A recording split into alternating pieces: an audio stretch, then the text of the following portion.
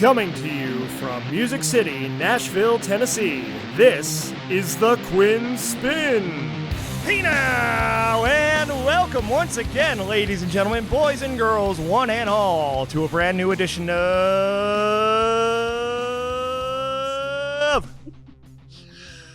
The Quinn Spinn. I'm your host, The Quinn. At least that's what they call me on the show. I'm back here on Spotify, Apple Podcasts, Google Podcasts, Anchor, Stitcher, YouTube, and more for another rousing and riveting installment of the official podcast of Underground Music Collective. And fun fact, this is the first episode I'm recording on our interview set since my great northern sabbatical last month. I'm very excited to be back here at Helping Our Music Evolve in the heart of East Nashville. You just heard REVEL 9's All I've Become, our opening theme song since the great year of 2014, and it will be until the very end of days. And I'm very happy to be joined by Ria Barkr, who is an R&B artist based here in Nashville.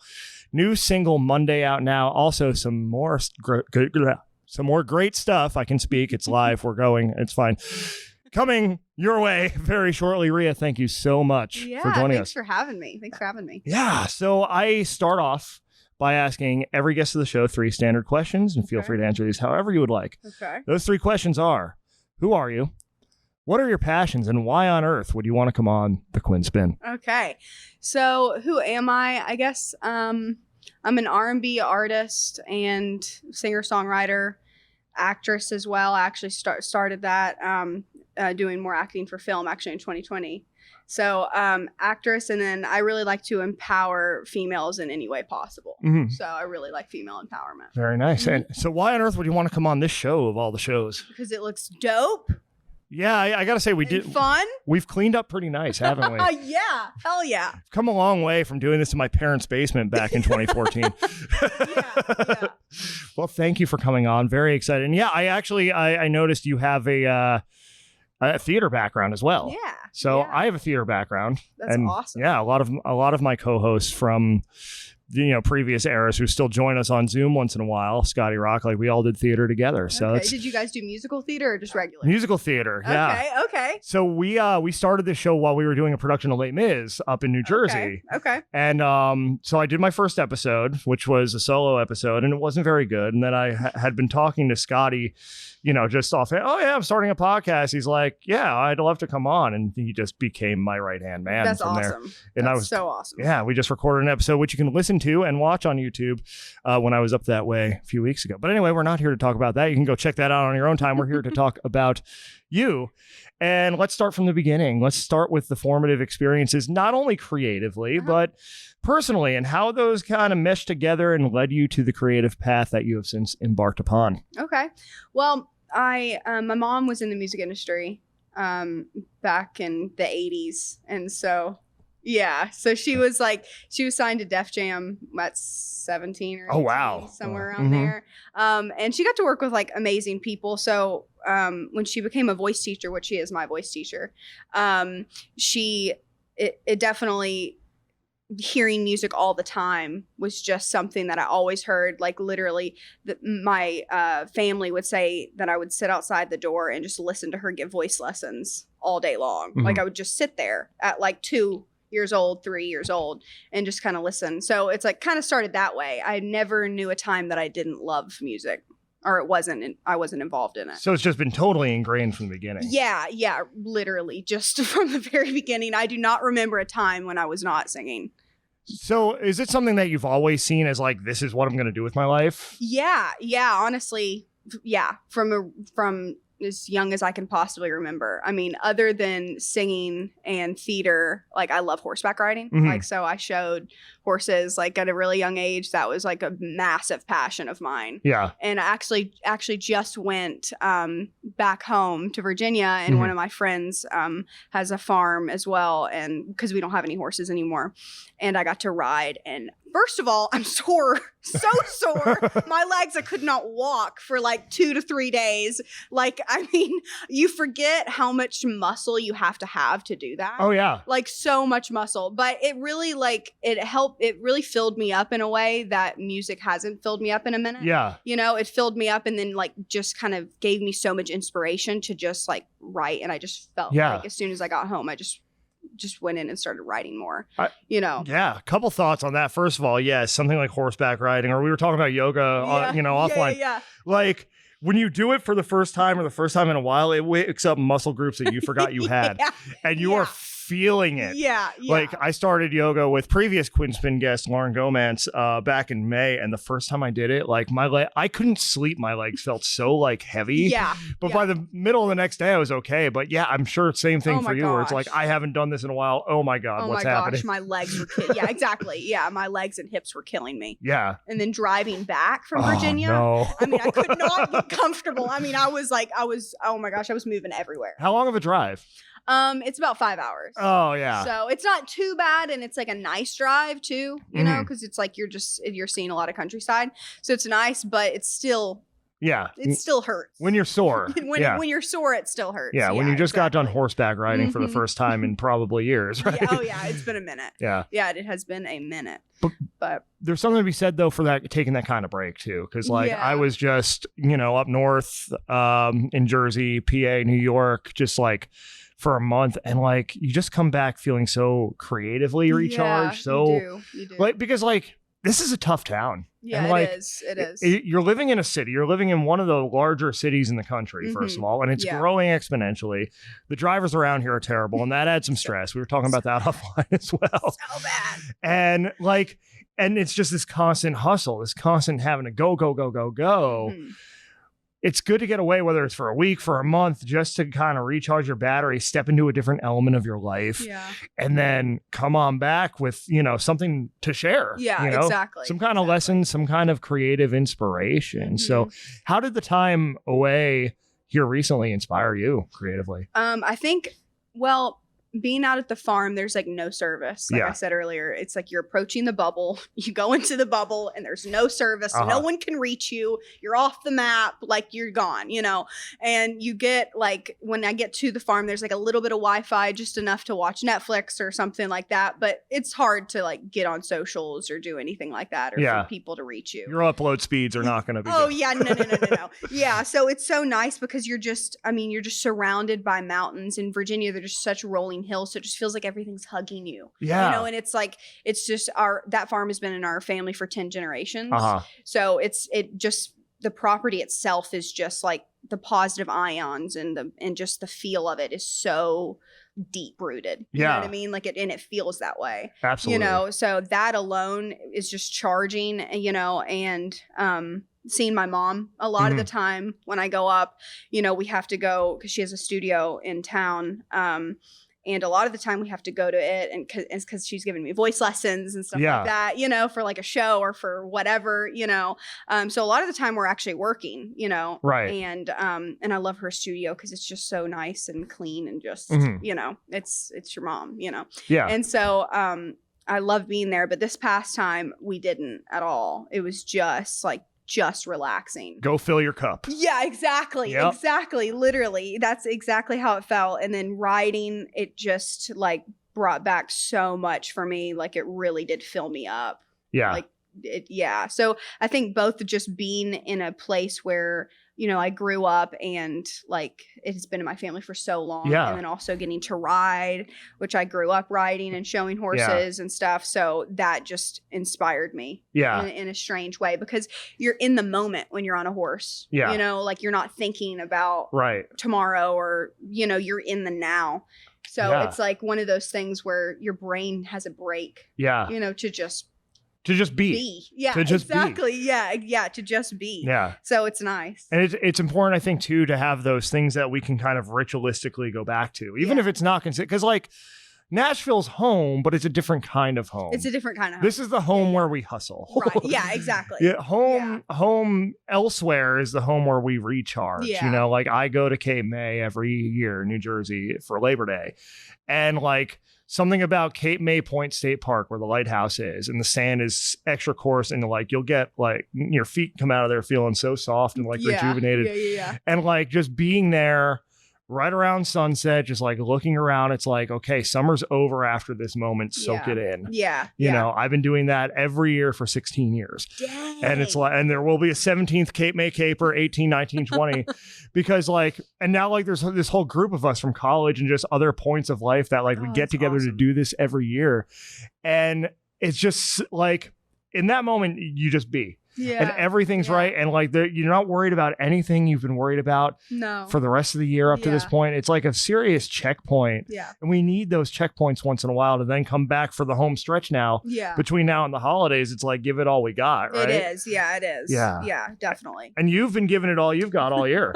Yeah. I've been trying. I've definitely been trying for sure. And we'll definitely get into the releases. But first, let's talk about what led you to this point through the pandemic. So the pandemic was rough, obviously. It was definitely like, I mean, the first half of it, I was very depressed. It was like really hard to just get up and do anything because you don't know what to do because no one knows what to do, you know, other than just watch TV, write kind of, you know, but there was like a massive block for me, especially because I had just January 2020, January of 2020, I went to New York, was on iHeartRadio, did a lot of So Far Sound shows, met awesome people, you know, so, and then at the end of January, I went straight to London and I worked with one of my producers, Jared Harding, who they have a pretty big recording studio out there. And I got to work with him for a month and a half and we produced over 20 songs, you know, so it's like, and then I came back on March 3rd. So, I mean, I almost got stuck there. Oh, wow. Like, it was like, I mean. That was the day of the tornado. Away from getting stuck, literally. Yeah. Like, I mean, I was so close. They literally shut down London or the UK the next day. Yeah. As soon as I got into the States. That's right, because they shut down before we did. Yeah. So, thank God I actually had one of my friends there and she was actually in China at the time. She grew up in China and she had quarantined and then met me in London and she was like, you're going to need like gloves and masks. I'm like, really? Like, what? I was like, I don't think so. It seemed so like dystopian and unrealistic at the time. Oh my gosh, yeah. I was like, really? She was like, no, we need to get you masks before we go to the airport. And I was like, okay, you know, and thank God she did because she knew and everybody was in masks and gloves when I got there. Yeah. But yeah, I was really close, really close to getting stuck there. But it was March. So that after like a boom, boom, boom of just like go, go, go, when you're in that go, go, go mode, you just keep going. Yeah. It's easy to keep going. But then when you stop, there's just like, okay, now what do I do? You know, it was like definitely a hard stop. We had to cancel a lot of shows that we had to go to LA for and just other cities. So we canceled a lot in March and April. And that was just, I mean, I just kind of just stopped all in all, just stopped with everything, you know, because I didn't know what to do, you know, and then probably halfway through, I would say probably around May is when I actually started to like, okay, let me go back to the tracks that we produced and let me like start writing them. And then I did, and I just started writing them and I, you know, studied a lot of music before I write. It's one of the things that I like to do, kind of gets me in the frame of mind is to like study another artist that I really like. And I'll study their music. I'll write down lyrics. Sometimes small words will pop out and that creates something, you know. And I just started writing after that. And I was just pretty much in writer mode for the rest of 2020. Yeah. And it is really hard when you have the momentum that you were building and then all of a sudden hard stop. Yeah. Yeah. You know, and like, definitely. And like, it's your life, it's your livelihood. Like everything just comes to this screeching halt. Yeah. And you know, with the pandemic here in Nashville, we had the tornado right before the pandemic. I know, yeah. Like March 2020 was just a complete mess all around for everybody in our industry. And it didn't clean itself up, you know. No, like, it did not. Yeah. It did not at all. Yeah. Yeah. And there was this gradual like sense of, okay, well, what can I do right now? Yeah. You know, that I think a lot of people eventually came around to. Eventually. Yeah. A lot of people felt that way. Yeah. But you know, it took a while to get there. And so creatively, it was an opportunity for a lot of artists, yourself included, to kind of hit reset in a sense. And so you did that. You rebranded. You know, there was a point, pre-pandemic Ria and not post-pandemic, but like after the pandemic onset, so talk about that shift a little more and like creatively, like the change in direction, philosophically, the change in direction. Yeah. So my actual name is Alexandria Marie. And my mom's maiden name is Barkr. So I, at first I went by Ria Marie. I just cut off Alexandria and just did Ria. I started seeing Marie everywhere. Like it's just everybody had that name. Everyone's using their first and middle name now. Yeah, exactly. And everybody has Marie for some. Like everybody decided to name their kid Marie the middle name. So I was very popular middle name. Yeah. So I was like, you know what? The music sound is changing. Because I went from more pop to more R&B. Right. I did that shift, and I was like, the sound's changing a little bit. I know I'm gonna there's a lot of stuff that I'm gonna lose in the process of changing my name because there was a lot that I just did. Yeah. But it's like it was kind of one of those things where it just felt right. Yeah. It just felt right, and I thought about it off and on for a minute, and then I was just like, this is the perfect reset. Yeah. I mean, there's to come out or to be in it and to just change your name. Yeah. And that's kind of what I did. I went for my mom's maiden name. Yeah. Yeah. So. One other time, but when the world is forced to reset, to take a look at what you're doing creatively and see if that works for you. Exactly. And it's definitely working for you. I mean, you've always had the R&B chops. I remember the previous, the Ria Marie stuff. 90s Baby was a jam, by the way. And, having grown up in the 90s, I found it super, super relatable. Yeah. But like this shift in direction to R&B, like, it's like your voice is just so rich and so made for that, Thank you. I'm really excited about a lot of these new tracks you have out. Monday, of course, the most recent.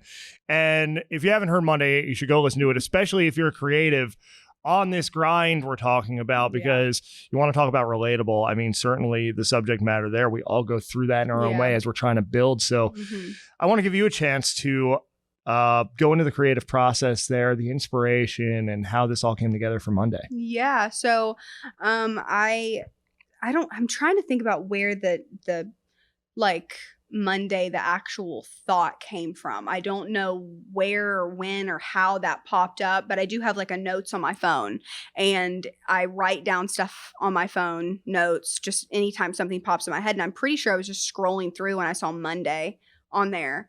And, I was like, that would be so cool, just to write about, just not wanting to go in Monday. And I'd finally, from the pandemic, because no one was working, I'd finally, gotten away enough from the job that this is about, the song was about. I'd gotten away enough to finally actually process it through. It's been processed, leaving that job, and so now I can actually think about it and put it into a song, because sometimes it's too hard to write about when you're in it. Yeah. It's just too hard. You just can't do it, know? So, I finally started to write a little bit of it, and I wrote the melody first, and the track we produced in the UK.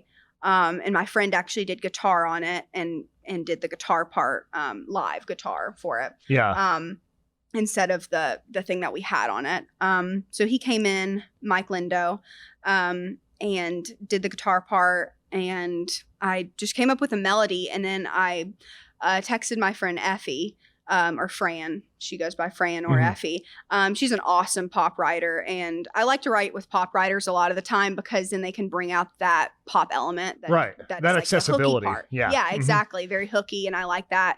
But this one was a newer type of style I wrote to, because I was just kind of going with the flow, and the whole melody came out first, and I'd written the second verse already, and then I had her come in, and she obviously moved parts, and I was like, oh, that's where that needs to go, part of the pre-melody was in the chorus, and she was, and then it moved back to the pre, and I was like, that's it, that's exactly where it needs to be, and so and she wrote the chorus and verse with me over Zoom, we, just I did a lot of those during 2020. Yeah. And we came out with Monday, and you know, she had worked a job in a restaurant that she hated. You know, I mean, like all of us have. You know, Yeah. and so she could relate to it. You know, and she's just incredible in general. So we wrote that together, and yeah, it was so much fun. After I recorded it with CJO, one of my friends. Yeah. Okay. She's been on the show. Yeah. Yeah. Couple times actually. Okay. Yeah. Okay. Yeah. Fucking love her. She's amazing. No, if I can She's say amazing. that, but God, I love her Yeah. so much. She's one of my best friends. Incredible. She is incredible. She is so talented. It's ridiculous. And her insight into her work and her process. Yeah. So admirable. She is. Yeah. She is a savant. And Yeah. like in music, like she is literally so good, and I say that all the time. You know, because she started at such a young age, and just, I mean, Immerse herself in it. yeah, she did. Yeah, so she's amazing, and she's one of my bestest friends. Love her so much. And I recorded it with her. Because she's an engineer too. She does everything. Yeah. She's one of those that is like actually good at everything. And she's a female, so it's like female empowerment, which is amazing. So, you know, recorded it with her, and I recorded some backgrounds, and then I also recorded some of the track with Brian Nathan, one of my good friends as well. And when I heard it, once I heard it back, like I just cried. Like I just like cried like once I actually heard it. And it was just the demo. You know, it hadn't even been mixed or mastered yet. You know what I mean? But you know where it's gonna go from there, and it's like, oh man. God, yeah, I do. And so I was like, oh my gosh, this makes me so happy. And I had the vision immediately to do it at the Greenhouse Bar, to do the music video at the Greenhouse Bar in Nashville, or in Green Hills. Because I was like, okay, the green aesthetic will always be me, even though it's part of Ria Barkr still. Like I have massive plants, like that's a big hobby of mine is plants in general.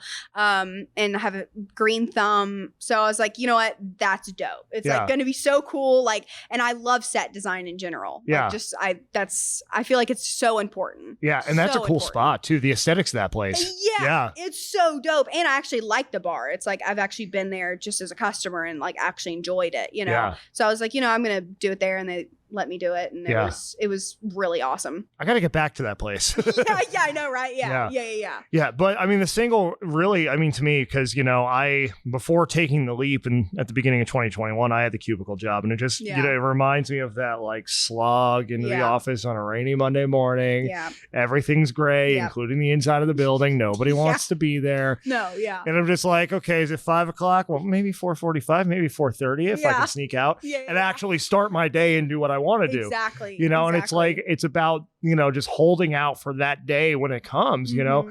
And yeah, I mean, for me, like hearing this single and listening to it, like it really hit me in that way. Although I'm not a musician in any active sense, like, you know, I remember what that was like to be like, oh, God, I hate this job. Can I just like, I can't wait to leave. And then eventually, you know, you just decide to, and then the game really starts. I know, right? Yeah, I know. Once you leave, it's just like, oh my gosh, it's just. What did I do? Why was I doing that? Why was I doing that for so long? Yeah. But also, it's like, well, it kind of missed the paycheck, though. Yeah, well, that too. Yeah, that too. But yeah, it's this balance of, you know, you feel the sense of relief once you get out, but then it's like, oh, but I'm responsible for everything. Yeah. Judge, jury, and executioner. Where do I begin? Like, It's I feel that. Yeah. Very much. Yeah. Like it took me probably the first 6 to 8 months to really like internalize like, oh, it's not just going to happen now. Like, you know, it's not just I get paid every 2 weeks. Like, I am responsible for everything. Yeah, exactly. You know, it's like things don't fall in your lap the way you might want them to. You know, you really like that's when you take the leap, that's where the work really starts. And I think, oh, absolutely. Eventually everyone's got to, right? Yeah, you have to. Yeah.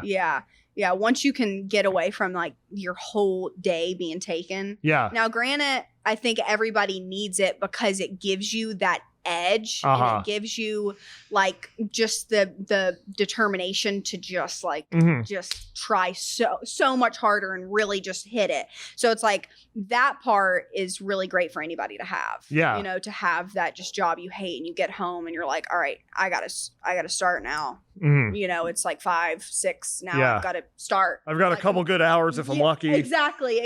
And so you're like, okay, now I've got to start, you know? And so I think that having that is really great, but then getting away from that once you've had it is just like, it definitely just gives you so much time to just not only like ponder on what you want to do and need to do and what you're feeling, but you can really start to create the craft more. Yeah. Rather than just like, okay, here's a song, I'm just going to write it and get it out there. Yeah, exactly. Yep. Yeah. It actually gives you the time to like marinate on it, which is nice. Yeah, it's not just, I need content for tomorrow. Here's content. Screw planning for the next 3 months. Yeah, exactly. When I take my week of vacation, you know, maybe I'll have some time to plan. It's like, you can be more deliberate. I mean, of course, with all this time, you find ways to fill it. Not all those ways are terribly productive all the time, you know? Yeah. But like your time is your own. Right. And like, to me, that's the most important thing is like, I would much rather, you know, make half of what I made in corporate America, but have all that time back to go out and make more. Yeah. Then, you know, okay, I'm getting up at what, like 7 o'clock to get to the office before 9.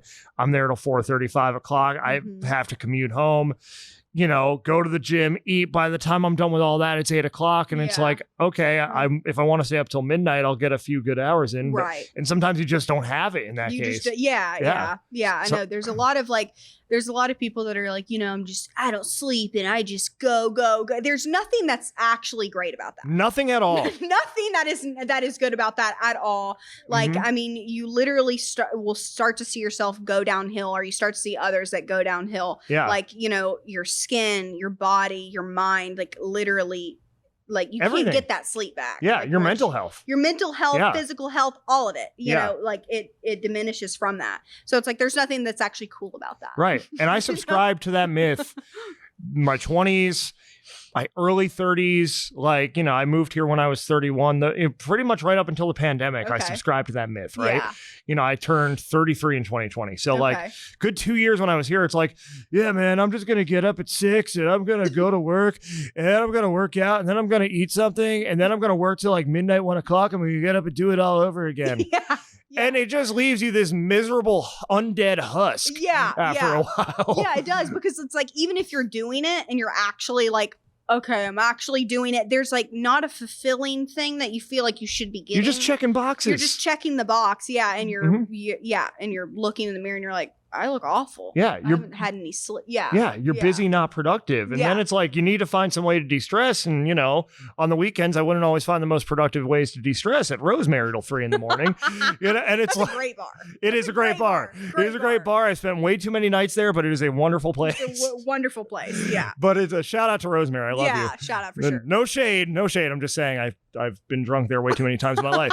But it's like, and I'm due for a Rosemary night, but that's besides the point. But it's just like, after a while, it just wears on you. And on it, like because I had the comfort of a corporate job, the first couple weeks of, you know, shutdown in March 2020, I was like, oh, thank God things are slow. Yeah. And then by April, I was like, okay, like, let me out of this house. I got to get out. Yeah. But like, it was almost a relief to not be in constant go mode and just like force myself to be in go mode. Yeah. And like, that's the thing is like rest and whatever balance you could possibly achieve in this line of work, like it's important and it's not always realistic. Yeah. You know, you're going to have these crunch periods. You know, the week before I left for a month, like it was 5:30 a.m. to 11:30 p.m. bell to bell. But like, you know, you save your energy so you can go in those spurts. Exactly. You know, and then you can go fill your cup, recharge, achieve some sense of balance so you can come back refreshed. But being in that mode for years, it's impossible. No, it is. It's not sustainable at all. And like the hustle culture that's promoted out there on social media, which I feel like is becoming a little less. It is, for sure. Because people woke up to the lie. Yeah. You know? Yeah, people are like, this isn't actually practical. Like, it's easy to say you do it when you have an entire team of hundreds of people working for you. Yeah, exactly. And things are getting done. You're just able to go on social media and make it look like you only sleep 3 hours a night. Yeah. But no human being can actually do that. For years. And it's not sustainable at all. Yeah. So, I mean... I forget how we even got down that rabbit hole, but I'm glad we did because that needed to be addressed. Yeah, it did for sure. Absolutely. Yeah. So you've got more coming up as well, including a special rock version of one of your released songs. I'll let you Yeah. So that one, that was interesting. I was playing it live. It was my first show back at the Analog, which that venue is so awesome. Oh my God, the Analog. Love the Analog. Me too. I was playing a show there, and I was listening back to the video, which I normally don't do because I don't like to hear myself live. Like I just don't like it. It just freaks me out. I don't even like to hear myself a lot of the time, just in general. I think a lot of people are like that. They don't like to hear their voice a lot of the time. But so I was like listening back, and I was just like, okay. And then Stopwatch came on, and I was like, why does this sound like a rock song? Like it almost sounds like an R&B rock song. I was like, it's fucking dope, like I love it. Like this is awesome, and the drums just like carried so much because I had drums and running stems, I reached out to my producers in London. One of them's Jared, which is the guy I work with primarily. He does R&B and pop. And then Simon, he does alternative punk rock. That's his lane. So both of them have those genres on lock, and they stay in their lane. So I was like, hey, and I'd met Simon when I went over. They're both so amazing. And I was like, hey, do you think you could help me like arrange this rock version of the song? And he was like, okay, yeah, for sure. And so he cut drums at the studio there, and guitar and bass, and then I recorded it with CJ. I actually recorded it on my own, and then she helped me with like tuning and all that stuff because she's just really good at it. Yeah. I sent it in. They mixed it and mastered it and sent it back. And then I was like, all right, now we need a video. We need a dope video. One of my friends, I was like, I want something that is like the Cotta vibe, like Willa Smith, that type of video. Like it had like graffiti. Like that's kind of where that image came from for me. And so I found this place, and it was behind a Home Depot in like a homeless community. So there was actually a homeless guy with his dog up there, like up in the corner. And I mean, he moved out of the shot, which was nice, but he was just sitting there jamming. Vibing. And I was like, I don't know if that's a good thing or a bad thing that he's really jamming out to this. Right. I don't know. But it was really fun to do. And I mean, we were sweating like crazy because it was in the middle of the summer. Oh, yeah. So we were sweating like crazy. And Shoot to Kill, they are great to work with. So easy. One of the easiest people I've worked with, honestly. They're great. And so they helped me haul all of the stuff down, and then we just did the version and put it out, and people really liked it. I like singing different genres. Goes back to like the theater part, and stuff like that. You sing a lot of different genres, and you have to and growing up with a voice teacher, I've sung everything. So it was really fun because my mom was more she did more like rock country. So it was cool to like kind of bring up that aspect of my voice. Stretches you creatively. Yeah, it does. Gives people a different side, gives you something different to tap into as well. Yeah, it was just so nice to have that part like just kind of come out and not have to do it. Like I didn't have to do a rock version of it. I wanted to do it. Yeah. You know what I mean? So that was nice. Yeah. The best creativity comes from when it's your choice. Exactly. Exactly. And that's something I really appreciate about what's happening right now just in the music landscape is people choosing to remain independent, maintain creative control of their projects, and make what they want. Yeah, exactly. I was listening to a really good interview. My buddy Colin, he hosts On the Guest List, which is they're catching fire, that podcast. Oh, awesome. And he just had Jared Watson from the Dirty Heads on. One of my favorite bands on earth. They just released a fire new album called Midnight Control. Cool. And Jared was talking about like how they never wanted to be put in that box, creatively. And like they started, they became known as like this reggae hip hop fusion band. And there's still so much of that in their music. Right. But like they can write a pop reggae song. They can write alternative rock roots. Like their whole 2019 album was recorded like in a circle, just all playing in Nashville. It was really rootsy. That's so dope. And it's like, when you maintain that sense of creative control, you can do whatever you want. You can paint with whatever colors that you want. You can color outside the lines. And I find so many more artists, and I find it so refreshing that people are willing to go the long way in order to create what they want. And I think, it's a testament to who you are as an artist to be able to stretch, to be able to just go outside of that box and just create for the sake of creating, for taking a shot and seeing if it resonates. And a lot of times those are the choices that do resonate.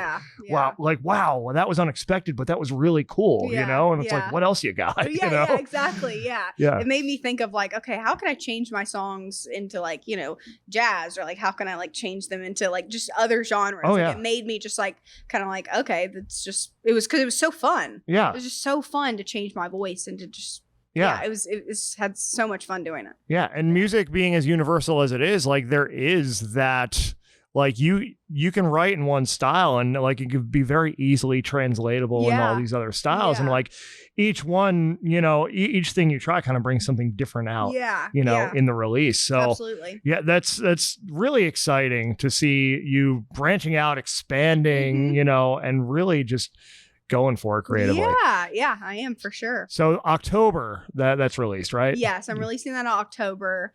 I think I'm going to release a Christmas song too. Okay. And then my EP comes out at the beginning of the year. So a lot coming up. Yeah. So my full project that I've been working on for a minute, it's been 8 minutes, like long time, is finally like, but that is, I mean, that's the other side of it, is when you are doing everything, it takes a minute to do, so it's like, it's finally coming out, and that feels so good to like have that project coming out, and it's better for it to take time than to rush it anyway. Absolutely. Like you don't want to just rush it out just for the sake of it being content. Oh yeah, which is a thing now. People are like, you've got to release every 6 weeks, and to me, honestly, like I get the fact that you need to be there in people's faces all the time, but there's also the other side of it where if you're in people's faces all the time, then people don't care anymore. Yes. So it's like there is like that fine balance of releasing all the time and then like kind of taking a second. There's a reason why people, back in the day recorded their album, then went on tour, then stopped and then recorded. Like there was a whole process. It wasn't just everything all the time. And now it's like a little bit of everything all the time. So it's nice to like finally have that out, and that part is nice, is like the actually taking the time to just release it and do it how you want to. And I think it goes back to that idea of refilling your cup too. Like let other people refill theirs. Exactly. Maybe they've had too much of your Kool-Aid. They're drunk on you now. They're drunk on you. Let them sober up a little bit. Let them get on their feet. Yeah, exactly. But before I left for a month, like I felt like there was a lot of momentum creatively with UMC, with the show, everything. But I also felt like, okay, like it's good to take a step back now. So I'm not oversaturating and like I'm gone for a month. I've got friends here like, so are you ever coming back? I'm like, yeah. September, I'll be back. I'm like, maybe not. Maybe not. But now it's like I'm back, I'm rejuvenated, and with what we're rolling out with the platform, I'm noticing more engagement now because people had a little. We didn't totally stop, but like people had a little bit of a break to where it wasn't constantly UMC and Nash Live and the Quinn Spinn down everyone's throats. Now it's like, ooh, okay, we're back for the fall. Like there's this sense of like it's a new school year. Like let's go. And that's what's cool too. I actually I don't love TikTok, and most people don't love TikTok, but I did see this girl on TikTok, and she is a trends predictor, which is like and she actually makes her living doing it, which is really so wild. Like it's like, I would hate to do that, but definitely admirable to like actually predict trends and like them actually come, so into fruition. So she actually said that people might start doing things in seasons, which would, because then that would prevent burnout and anything like that, and then you would come back in a new way, in a new thing. And it would be almost like a series on Netflix in that sense, where people go away from it for a season and come back. Leave them wanting more. Exactly.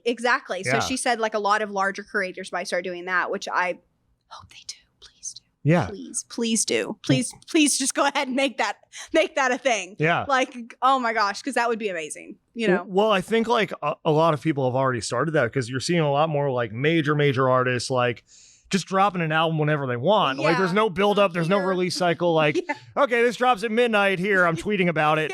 Yeah. Okay, Beyonce. Yeah, exactly. Well, You're listen, like, all right. Cool. but that's the thing is like Beyonce, like people at that level don't have a need to constantly be in everyone's face anymore. No. Yeah, no. Because when they do something, you're going to care about it because of who they are and the platform they built. Yeah. Oh, yeah. Absolutely. You know, absolutely. And that's the thing. It's like, how do we as independent creators balance that want for a break, our own intrinsic need for rest with, you know, the constant hustle of having to build our platforms, hopefully to that point to where it's like, hey, it's been 3 years, but I'm going to drop this at midnight and you're all going to care because you've been waiting for it. Yeah. You know, like how do we get to that point? I don't know. Yeah, I don't know. Yeah. I have no idea. I think seasons might help that if everybody kind of got on that same wave, you know? Yeah. I think that might actually help. Yeah. You know? Let us know what you think out there too. Exactly. Yeah, for sure. Please let us know. This could be a really cool discussion in the comments, hopefully. So, Ria, I want to thank you again for coming on. We are coming up on time, but before I let you go, just want to give you a chance to let people know where they can learn more about everything you're doing online. Okay. Yeah. So you can follow me on Instagram and TikTok at Ria Barkr, just RIA BARKR, no E. Just BARKR. You can find me on all platforms, streaming wise, you know, everything. If it's out, I'm on it, you know? So, yeah.